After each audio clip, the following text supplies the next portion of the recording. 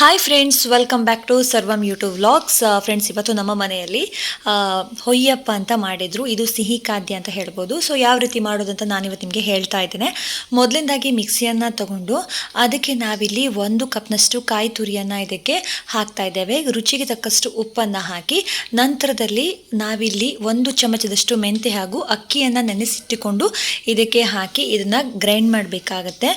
ನೀವು ಕೂಡ ಮನೆಯಲ್ಲಿ ಟ್ರೈ ಮಾಡಿ. ಅಂದರೆ ಹೊಯ್ಯಪ್ಪ ಅನ್ನೋದನ್ನು ಒಬ್ಬೊಬ್ಬರು ಒಂದೊಂದು ರೀತಿ ಕರೀತಾರೆ, ಬಟ್ ನಮ್ಮ ಮನೆಯಲ್ಲಿ ಇದನ್ನ ಹೊಯ್ಯಪ್ಪ ಅಂತ ಕರೀತಾರೆ. ಯಾಕಂತಂದರೆ ಇದು ದೋಸೆ ರೀತಿಯಲ್ಲಿ ಹೊಯ್ತಾರೆ ಎಣ್ಣೆ ಬಾಣಲಿಗೆ ಹಾಕಿ.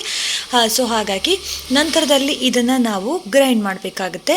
ನೋಡಿ, ಈ ರೀತಿಯಲ್ಲಿ ಕಾಣಿಸುತ್ತೆ. ಇದಕ್ಕೆ ನಾವು 1 ಕಪ್ನಷ್ಟು ಬೆಲ್ಲವನ್ನು ಇದಕ್ಕೆ ಸೇರಿಸಿ ಮತ್ತೆ ನಾವು ಇದನ್ನು ಗ್ರೈಂಡ್ ಮಾಡಬೇಕು. ನೋಡಿ, ಆವಾಗ ಈ ರೀತಿಯಲ್ಲಿ ಕಾಣಿಸುತ್ತೆ. ಇದಕ್ಕೆ ಸ್ವಲ್ಪ ನೀರು ಹಾಕಿ ಮತ್ತೆ ಗ್ರೈಂಡ್ ಮಾಡಿದರೆ ನೋಡಿ ಈ ರೀತಿಯಲ್ಲಿ ಹಿಟ್ಟಿನ ರೀತಿಯಲ್ಲಿ ರೆಡಿ ಆಗುತ್ತೆ. ತುಂಬ ಸಿಂಪಲ್ ಆದಂತಹ ರೆಸಿಪಿ. ಯಾವಾಗ ಬೇಕಾದರೂ ಎಷ್ಟೊತ್ತಿ ಬೇಕಾದರೂ ಕೂಡಲೇ ಮಾಡ್ಕೊಳ್ಬೋದು ನಾವು. ನಂತರದಲ್ಲಿ ನಾವಿಲ್ಲಿ ಫ್ರೈ ಪ್ಯಾನಿಗೆ ಅಡುಗೆ ಎಣ್ಣೆಯನ್ನು ಹಾಕಿ ಅದು ಕಾದ ನಂತರದಲ್ಲಿ ನೋಡಿ ಈ ರೀತಿಯಾಗಿ ನಾವು ದೋಸೆಯನ್ನು ಹೇಗೆ ಹೊಯ್ತೇವೆ ಅದೇ ರೀತಿಯಲ್ಲಿ ನಾವು ಎಣ್ಣೆ ಬಾಣಲಿಗೆ ಈ ರೀತಿಯಾಗಿ ಬಿಟ್ಟಿದ್ರೆ ಆಯಿತು. ಇದಕ್ಕೆ ನಾವು ಹೊಯ್ಯಪ್ಪ ಅಂತ ಹಾಗಾಗಿ ಈ ಒಂದು ಹೆಸರಿನಲ್ಲಿ ಕರಿತೇವೆ. ತುಂಬ ಟೇಸ್ಟಿ ಆಗಿರುತ್ತೆ. ಹಾಗೆ ತುಂಬ ಸಿಂಪಲ್ ಆದಂತಹ ರೆಸಿಪಿ. ಇದು ಸ್ವೀಟ್ ಆಗಿರುತ್ತೆ. ನೀವು ಕೂಡ ಟ್ರೈ ಮಾಡಿ.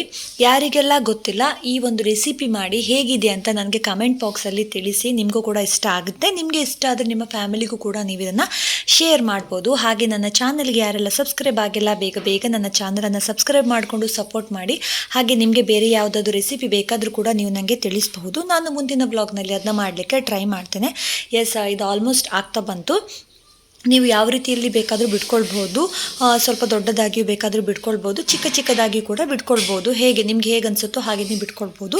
ಇದನ್ನು ನಾವು ಚೆನ್ನಾಗಿ ಬೇಯಿಸಬೇಕಾಗತ್ತೆ. ನೋಡಿ, ಒಂಥರ ಗೋಲ್ಡನ್ ಕಲರ್ ಬರುತ್ತೆ. ನೋಡಿ, ಫೈನಲಿ ಆಗಿ ಬಿಸಿಯಾದಂತಹ ಹೊಯ್ಯಪ್ಪ ಎನ್ನುವಂಥದ್ದು ರೆಡಿ ಆಯಿತು. ತುಂಬ ಟೇಸ್ಟಿ ಆಗಿತ್ತು. ಸೊ ನೀವು ಕೂಡ ಮನೆಯಲ್ಲೇ ಟ್ರೈ ಮಾಡಿ.